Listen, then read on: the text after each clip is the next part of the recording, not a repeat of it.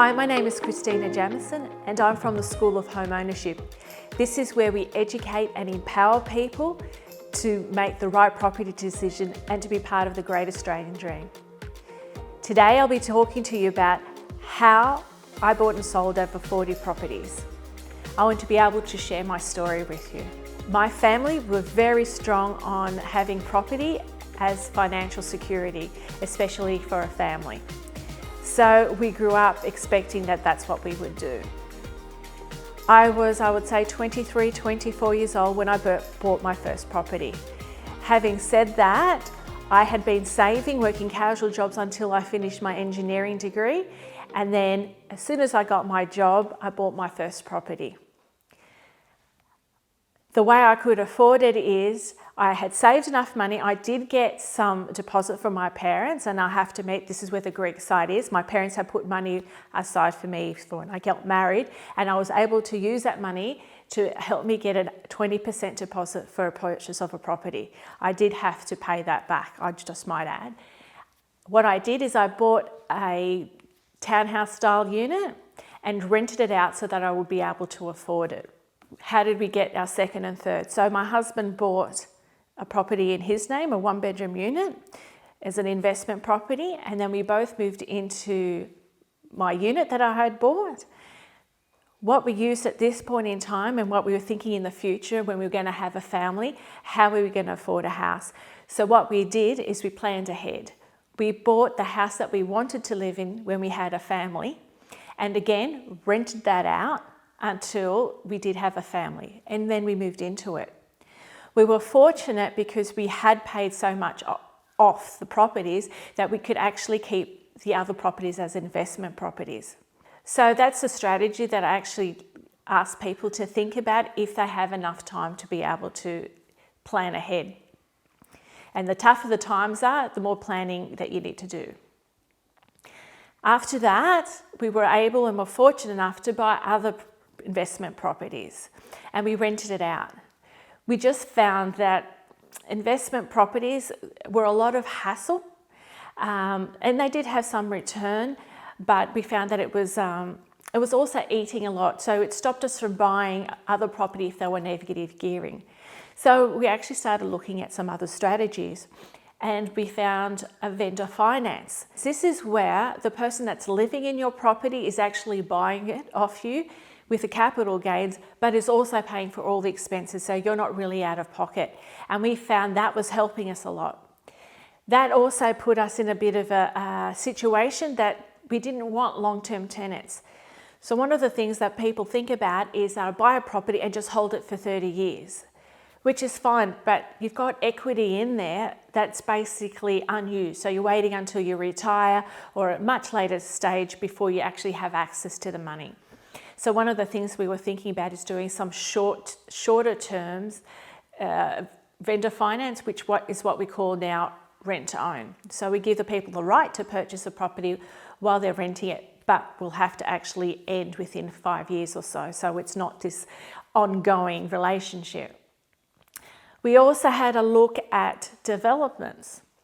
So we were part of a group of people that were looking at developing a property up in the North Coast in Gosford that was actually going to subdivide. We actually put some money into it, and then after discussing it with our solicitor, we pulled out. We found that we were really restricted on the builder, the finance, the management of other people, and that made us feel uncomfortable. So we decided to go back into alternative property investments where we had full control. So after a couple of times, we started selling and doing some renovations on properties and then selling them. And during those renovations, we learned a lot about what people really appreciated in an investment property. We also found that when you actually have a property that looks in good condition, generally the tenants that you get are also of a better quality. So if you're cheapskate, you tend to have cheapskate tenants. If you respect the property and look after it, you tend to find people that appreciate it and will also look after it. We also learnt how to build. So we had to make the decisions about renovating or rebuilding We found that with ourselves, and how to go about it. Some of the key So one of the things that we also found out is whether we have to renovate or detonate, whether it's rebuilding or doing some major renovations, and the pros and cons of that. One of the key things is having really, really good people. It's both the tradespeople and the architect to be able to work with it. And having good relationships with these people is so important to help in your success. Without these people, you won't be able to succeed. So in the meantime, we built our own property. So we learnt the benefits and the pros and cons of renovating or detonating. It's so important to have really good people, like having a good architect and a good builder. Also important to get your finances, so having a mortgage broker. And I'd have to say that we found that it was really important to actually find somebody that could help us with the finance. When we started all this stuff, I wasn't a mortgage broker, but we found that a lot of the mortgage brokers didn't have experience with buying and selling and be able to work out the best system for us.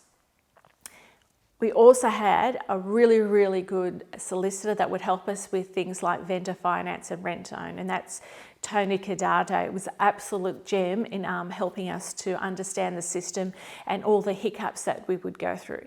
And I'll be honest with you, there is always hiccups, and it's always important to have people that you can rely on to help you through the system. So we had people, for example, I had a $40,000 investment property disaster, which is in another podcast. Having the right real estate agent and having a good relationship with a real estate agent is really, really useful, and understanding how you can buy and sell property and negotiate prices.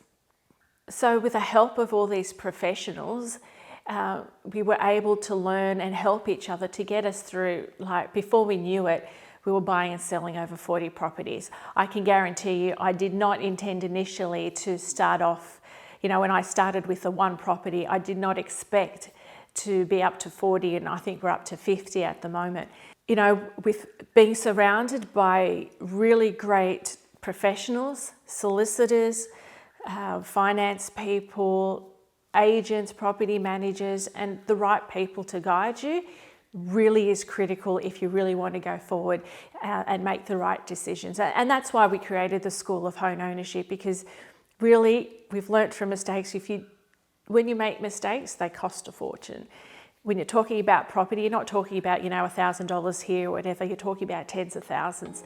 And I'll probably do another podcast, but I've seen so many poor judgments and poor decisions simply because they did not use really great professionals that they could have had access to. So onwards with your journey, and I wish you all the best. I'm looking forward to hearing from you.